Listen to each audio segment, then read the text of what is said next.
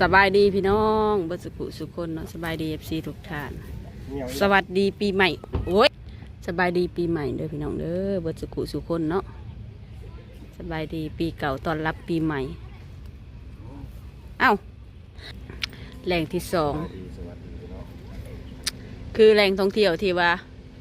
ยังก็ดังขึ้นสื่อตะมิดตะมอในแกงขมวนคือท่าฝรั่งสถานที่ท่องเที่ยวที่ขึ้นชื่ออันดับเป็นต้นของเมืองตาแกงขมวนที่ดังในต้นใหม่มันไปเกิดได้จากไหนเนาะตามมันหน้าผาสั้นๆก็เกิดตามอะไรผมปะไปย่างเนี้ยชิมากินไปเบิ่งพี่น้องว่าคนหลายเลยบอกคนหลายก็หน่อยแต่เท่าที่เขาเบิ่งรถในห่วยหลายได้บ่ได้มาเอาซะบ่เอาอยู่รถผู้ปฏิเสธมุกมันได้ใส่กระดาษทิชชู่เห็นดิได้ใส่แมน2 ปีของคอเห็นดิมาเด้อไป2 ปีบริวารจะปี2 ปีปีแล้วเราไม่ได้มาแต่ปีก่อน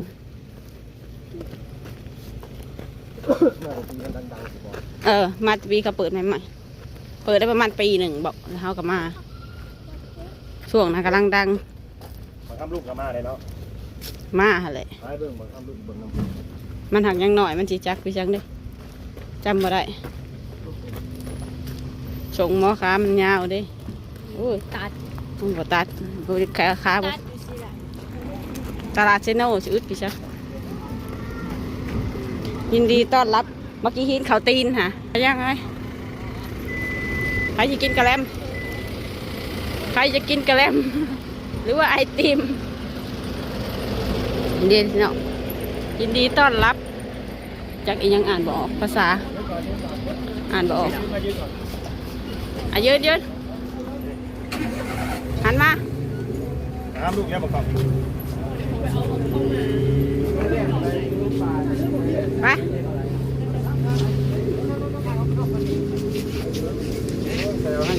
อันนี้สตรอเบอรี่ชื่อมันกินไงนี่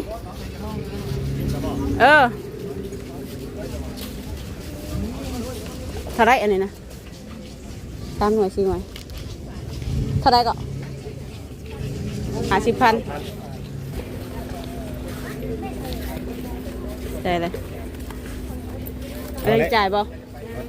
เอาเลยก็หาตัวกระเจี๊ยบกินมะม่วง20,000ก็ได้ดอกไม่ขาใจดีอย่าเฮ็ดให้ตุ้งอย่าเฮ็ดโดยเงินบกเป็นแบบขาดเนาะเงินออกจากธนาคารนะเขาแบบนั้นเนี่ยโอ้ยขาดกูนี่ก็มีได้เขาเจอนะแม่น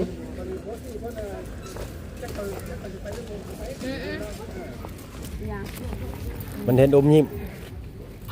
ให้มันกินไปได้ของเหรียญจะซื้อบ่กินยังมันโอ้ยบ่เป็นลูกอะซื้อตอนนั้นซื้อไปแล้วมันดึกขิงนะแม่นบ่ฮู้คือกันได้กินเกี้ยงนั่นเองบ่ฮู้แล้วมันต้องกันมีขนมปังเกลือปลาอีกบ่นี่นะอยู่พูดเนาะของไหนขนมปังเกลือปลาอันนี้นะเท่าไหร่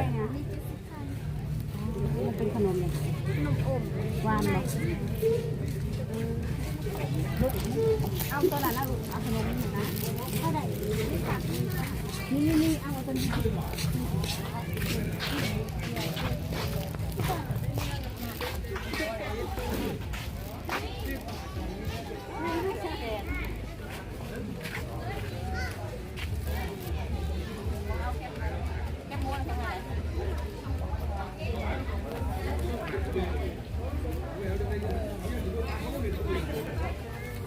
คนหลายสมควรเป็นเอาไว้ถ่าฝรั่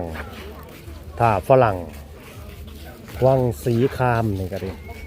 คนหลายสมควร ก แต่อยู่นี่น่าสิมีตู้อ่อนกองรับบริจาคสมทบทุนในการอนุรักษ์สัตว์ป่าที่หายากและใกล้จะสูญพันธุ์ในแขวงขมวนอิหยังกระรอกนะบ่ หัวอาหารไหนกันเรากินมา ป้าเบิ่งกับข้าวเด้อ ไปที่เขาไหนมานั่งเดิน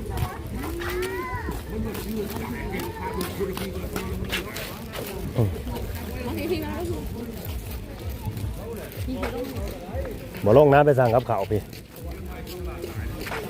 ตูบนะบ่ว่างเราจะบ่คิดสิลงไปก็ได้ดอกโอ้ยเบิ่งได้กว่ายังมีทางอะไรสิว่างตู้ปลาตัวปลา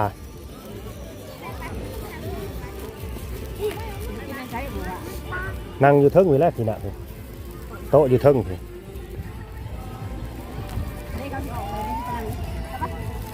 ลงหัวสั่งลงมาได้ พูนทางลงน่ะ ลงมาก่อนจ้ะนะจองตู้นะ จองแล้วมันบ่ได้นะครับเปิดเพลงน่ะเพิ่นติ เอาแล้วก่อนไป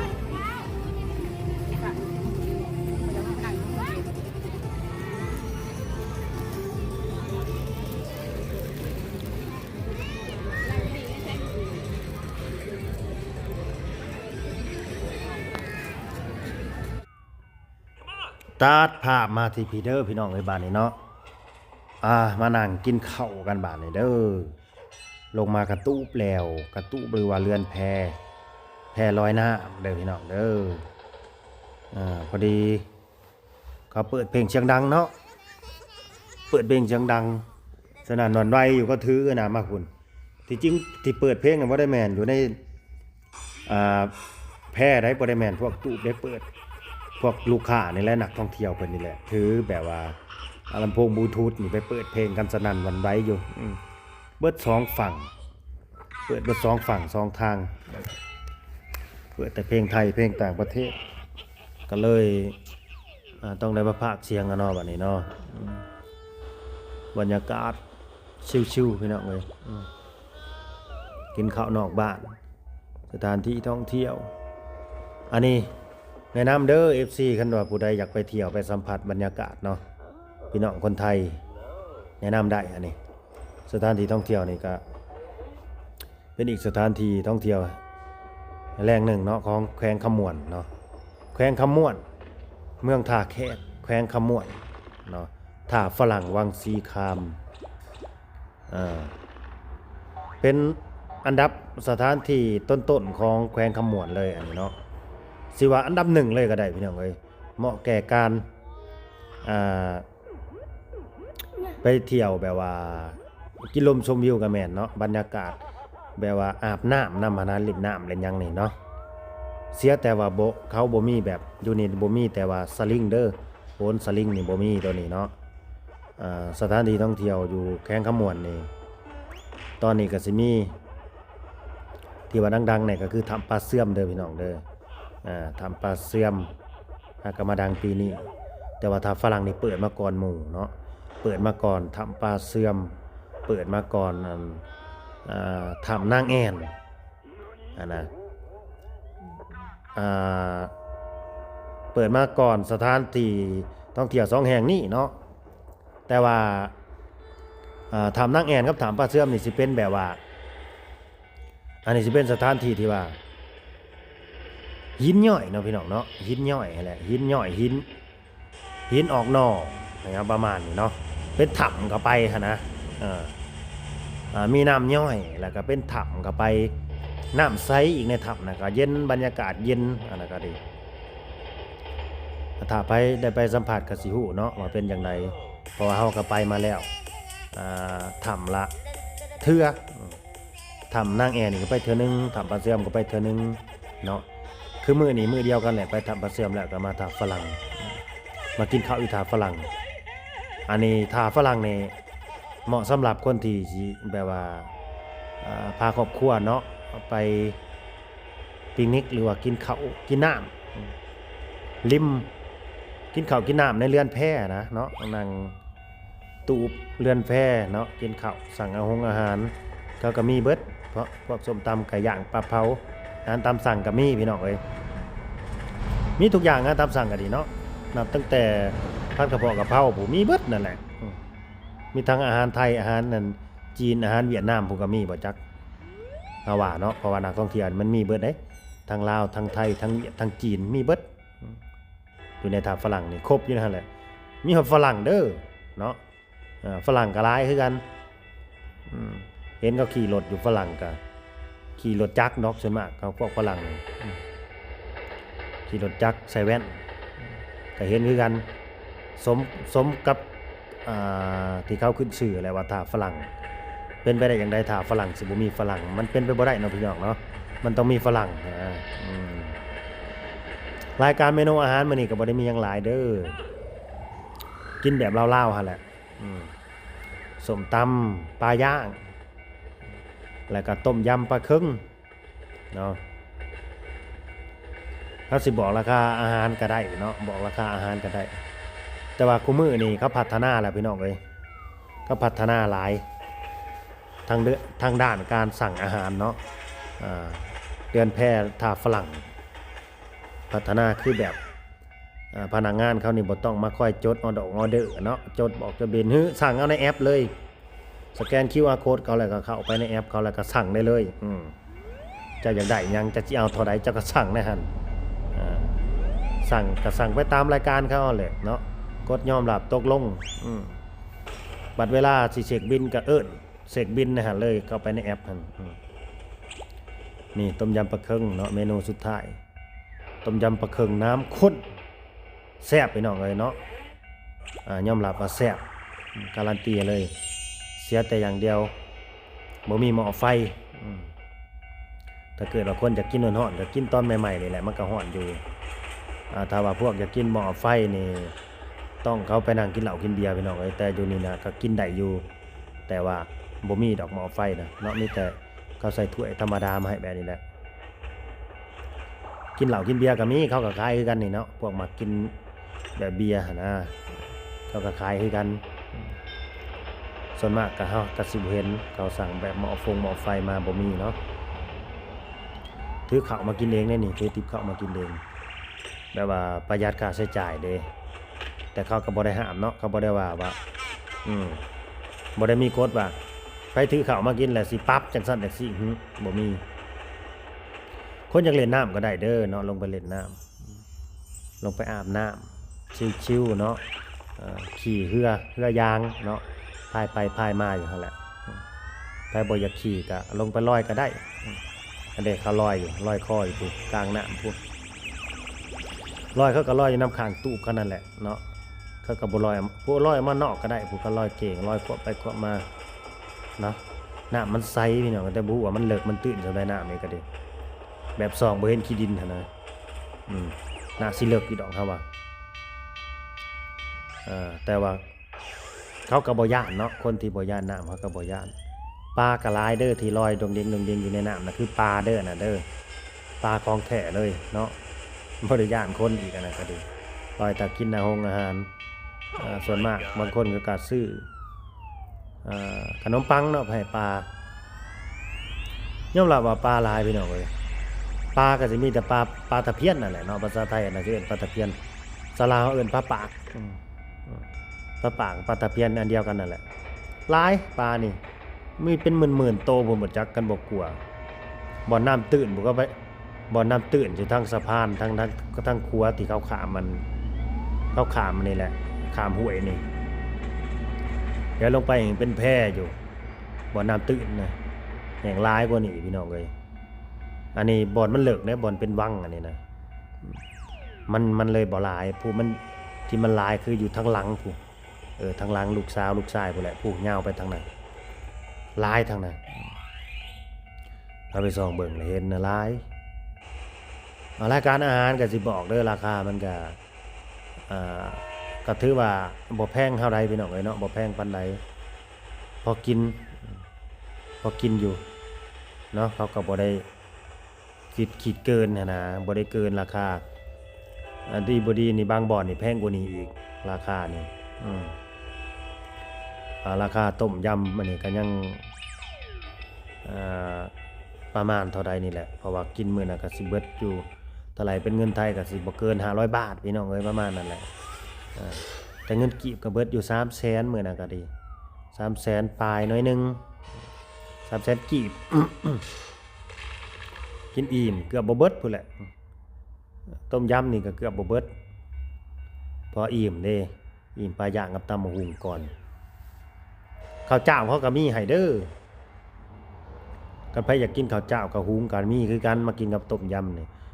แต่กินกับข้าวเหนียวก็เข้าท่าอยู่เด้เข้ากันอยู่ต้มยำปลาเคิงแซ่บได้พี่น้องเอ้ยยอมรับยกโป๊ะให้เลยนี่ต้มยำนี่แซ่บถือว่าใส่ได้นะแบบเขาเฮ็ดแบบว่ารสชาติมันก็สิออกเปรี้ยวในจังน้อยหั่นนะออกเปรี้ยวๆแน่เนาะหมอลูกชายนะบ่ได้กินดอกอมเข้าไว้จุลูอยู่ในปากฮะเอากระตุ้นให้เบิ่งแล้วก็แล้ว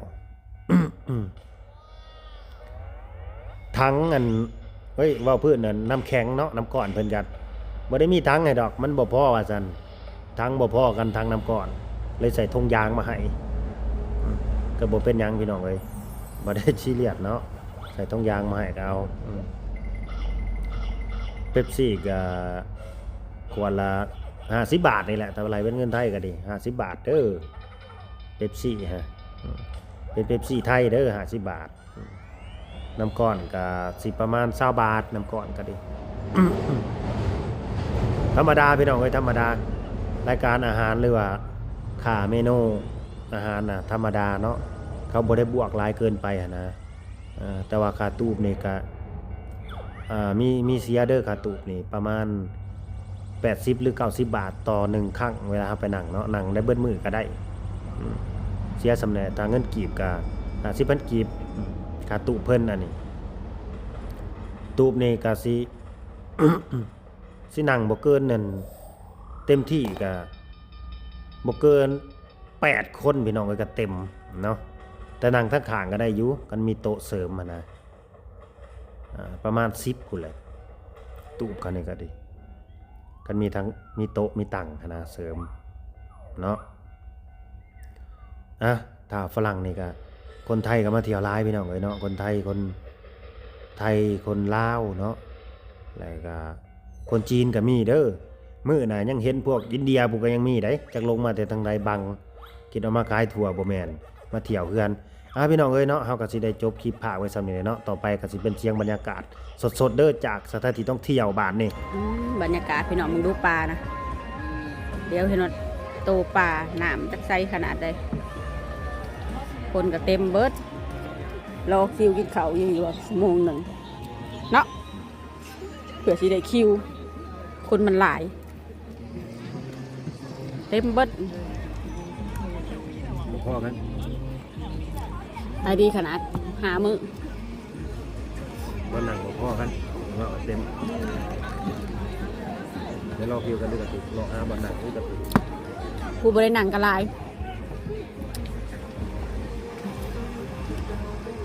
ให้นั่งก็บ่อยากลุกอีกบาดนึง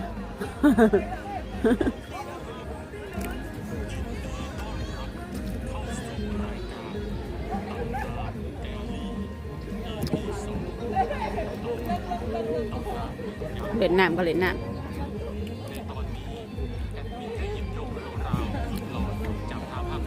เฮ้ยเดี๋ยวมาตำหง